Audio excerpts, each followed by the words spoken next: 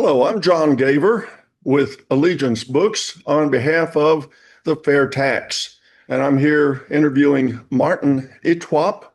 He has just recently signed the Fair Tax Pledge for the 2026 congressional races for the 2026 season. Martin is running for Congress. He has run for Congress. He ran for Congress in 2022. I met him at that time. Fabulous person. Love the guy, man. He's just great. He was finishing law school at the time. He now has his law degree. He's practicing law, and he's got a really interesting backstory. So I'd like to start by asking Martin. Well, first, hello, Martin. Hi, John. How are you? Thanks for having me. You're welcome. I'd like you to tell us a little bit about how you came to be, not just be in law, how you came to be in the United States and what made you want to run for Congress. So just a little bit about that. Okay, that's a big. Well, let's So start with where you came from. I will make it clear that I didn't sneak into the border. That's right. So about 19 years ago, a church in Victorville, California, contacted me in Uganda, contacted my home church in Uganda, asking if I could come and help them with church plant in the high desert of California. So they said yes. I said yes, of course. So, it, it was good because you always want to leave a place that is, Trump called it a shithole country, and where like there's no rule of law, where the president is everything is the fountain of honor. And so when I had a chance to come to America, legally invited, I was like, yes, of course. So 19 years ago, I came to America as a missionary, a church plant missionary in Victorville, California. After that, I left and went to Hollywood for 2 years as a missionary still. Then moved to the San Francisco area doing missionary, went to law school in San Francisco, studied it there, and worked for Tesla. People used to ask me, what do you think about Tesla? About Elon Musk. I'm like, Elon Musk and Trump, they're like that. They're like the same. They're equal. They, Yep. they think so alike. And I don't know what that's what equal means, but oh well. Yep. Yep. So, but so I worked for Elon Musk. He was a boss, and it was good working with him. But you worked hard, you earned your pay, and you felt proud that you did the work you did. So then in 2020, with everything shut down, I told my family, I was like, we can't be living in this state where number one, there's almost like no rule of law.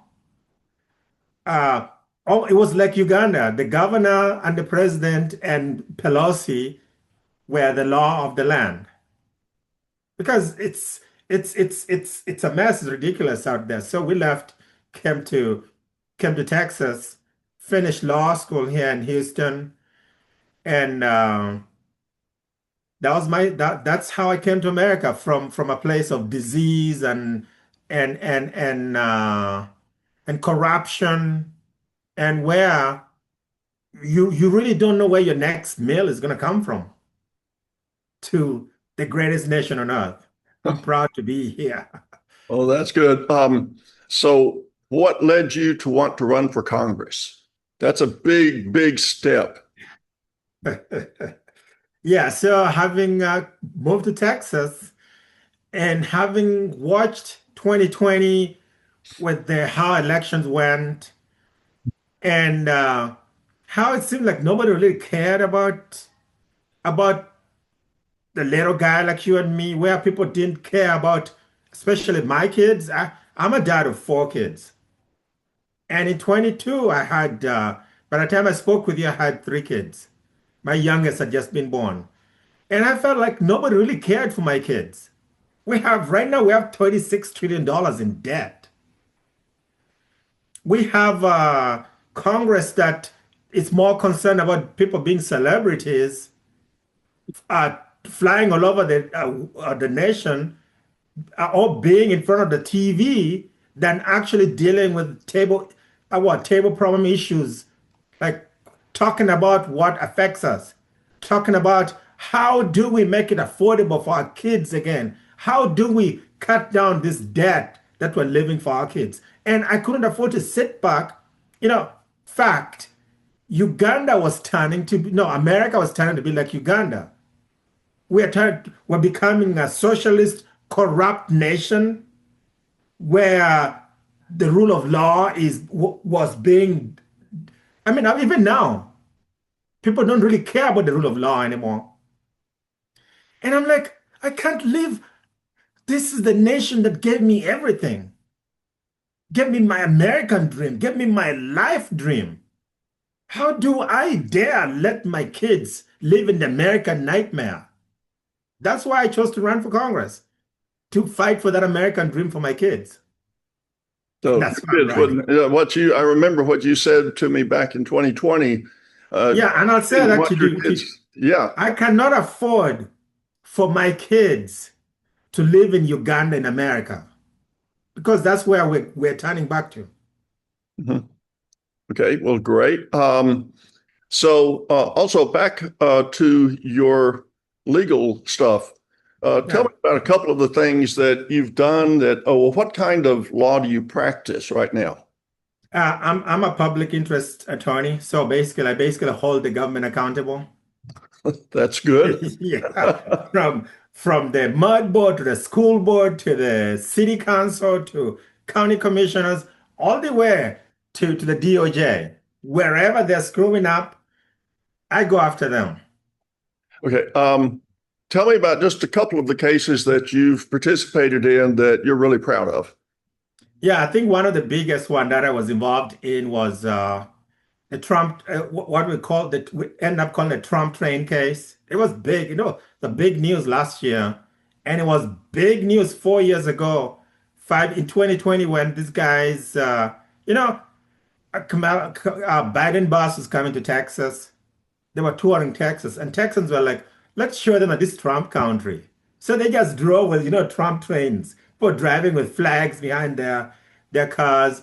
There was 50, 75, 100 cars is driving behind the Biden bus.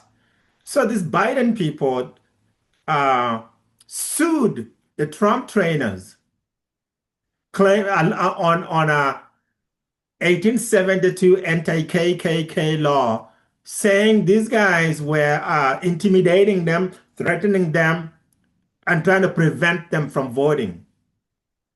You're like, you don't even live in Texas. You're not voting yet. So anyway, for 4 years, these guys, actually initially there was about 8 or 10 people. A lot of them settled.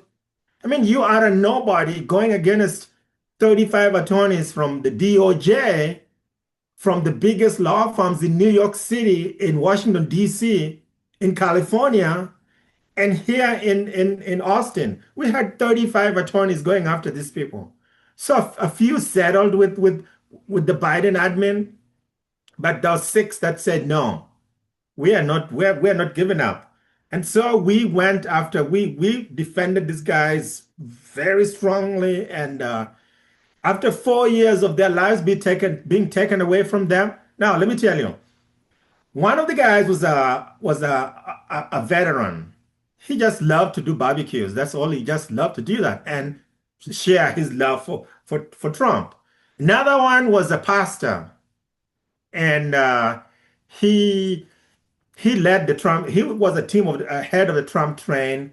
Then his wife. Then there's a little Catholic lady, just really wonderful. So these guys were like ordinary people like you and me, and they were taken to 4 years of their lives taken away. So we defended them and we won. Of course, we're still in court up to now because we want attorney's fees now. These guys Yeah. got bankrupted and Mhm. now we want them to pay. So that was one that I'm really proud about because in this place, a lot of friends of mine are Trump trainers. And so these guys were their friends that had been arrested. No, that had been prosecuted. Mhm. Then another good case that I just had just found out in the news yesterday we won. Of course, there's been so many cases, but just right down the street, uh, school board elections. So I told her we do everything from the lower level to the higher level. So school board elections. Somebody filed to run for school board, a Democrat, because it's supposed to be independent. Like, I mean, it's supposed to be non-partisan. But of course, there was two Republicans and a Democrat. Democrat came, wasn't eligible because her residency, she didn't meet the residency requirement. The school district didn't remove her, so she ended up running, and she won because the Republicans split the votes. Between the two Republicans, it was about 6,500 votes. She won. She got about 4,100. So then a friend of mine comes to me. She's like, actually, I was at a campaign event. She's like, you know, so and so won, but she was not eligible. And I've tried to tell the district they're not doing anything about it. I'm like, okay, let's see what we can do. Let's file an injunction in the courts. So we filed that. We started telling them, hey, you guys need to drop this. Okay. But they didn't. So then I told them not to canvass the votes. They decided to go ahead anyway. So then I filed an injunction asking the court to declare that this lady was not eligible to run, and so she cannot be sworn in. So yesterday, the district finally came out and said, yeah, based on our research, we found she was not eligible after we sued last week. Now, at the beginning of the week, they're like, yeah, we. And so that's another one of the cases, and we've won several cases for pastors, free speech cases in won one in Corpus Christi, won another one no, what is that? Near the Dallas area. I have another First Amendment case actually that next week I'm going on mediation for in Austin. This is the federal court again. So we're both federal and state and just fighting away for people's rights. All right. Well, now let's get on to why I'm here, Yeah. and that's the fair tax. Like I said, I met you when you ran for Congress in 2020, and you signed the fair tax pledge then. And we've got you just signed the fair tax pledge a couple of weeks ago. And let me see if I can pull that up here. Share the screen here real quick. Can you see that? Yeah, I see my name and my signature. There you go. So Martin just signed the fair tax pledge. Anyway, what is it you like about the fair tax? What makes you feel like you really want to get behind it? Here's the thing. Income tax. Income tax is an evil. The IRS, the 16th Amendment. Before the 16th Amendment, people were not being taxed out of their property. We're not being taxed out of just breathing. Mhm. And then now today, with all these things, we have people being taxed out of everything. I mean, even when after someone dies, they're taxed, then their living relatives are taxed. You're taxed to go to work, you're taxed for the money you earn, you're taxed when you spend the money, then when you save the money, you're taxed every single bit of it. But the thing I like about the fair tax is one, it eliminates all the income tax, and it undoes the 16th Amendment. Then it eliminates the IRS because we don't need any of that. Yeah. The only tax plan that not only does eliminate the IRS, but even can eliminate the IRS. Yeah. So, And so that is because you spoke life, liberty, and pursuit of happiness. You can't pursue your happiness when everything your livelihood is about paying tax to the government. mhm. So you become an indented servant to the government. And that's why the fair tax, which number one, like eliminates all that, then it makes the tax equal for everybody. Yes. Whether you earned your income in a crazy way, whether you snuck into the country, you pay a kind of tax because of ultimately still services have to happen. So Right. someone needs to pay some tax.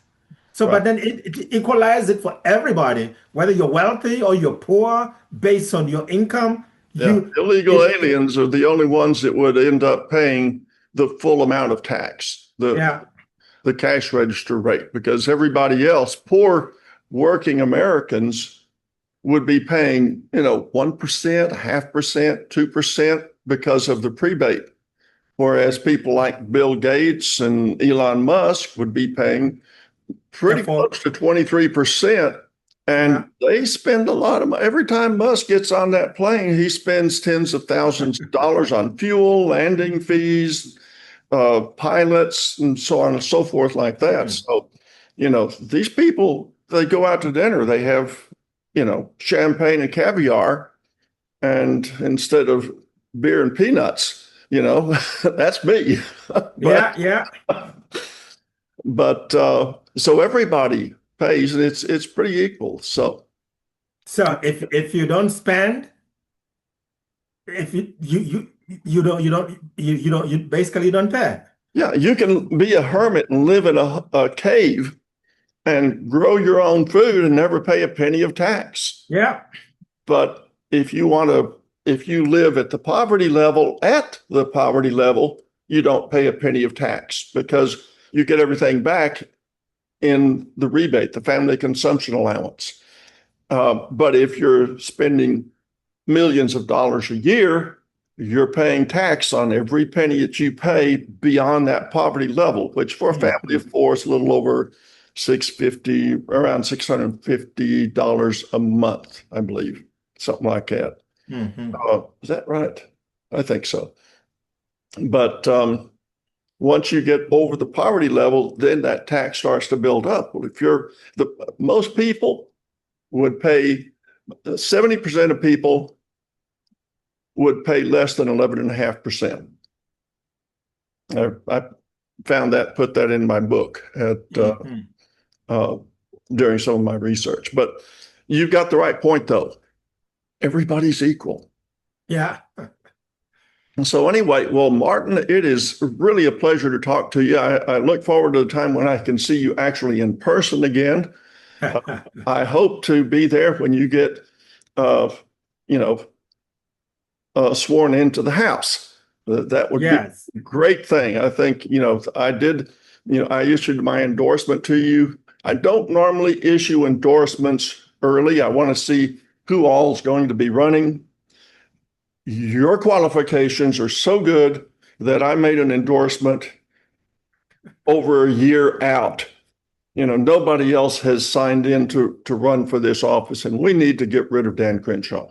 Mhm. The I guy, appreciate that. I call him Angry Dan because anytime you ask him a question that he doesn't want to answer, oh my gosh, he starts How dare you? screaming at 18-year-old girl the first time she'd ever been eligible to vote. I said, my gosh, that guy's an embarrassment to District 2. So it's really a pleasure to see someone like you running. Yes, sir. Thank you For very si- much.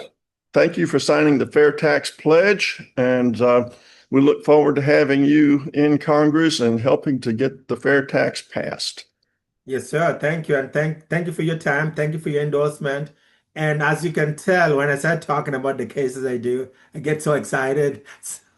Yes, you Thank are the kind of person we need in Congress, I believe. And so, Martin K. Etwop, it's still over a year and a half before we get to the election, but everybody, please vote for Martin. If you're in John, District hold 2, on a second.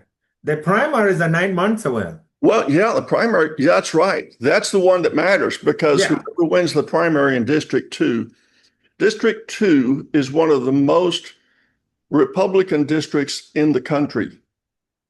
District 2 and District 8 are two Yeah. of the most Republican districts in the country.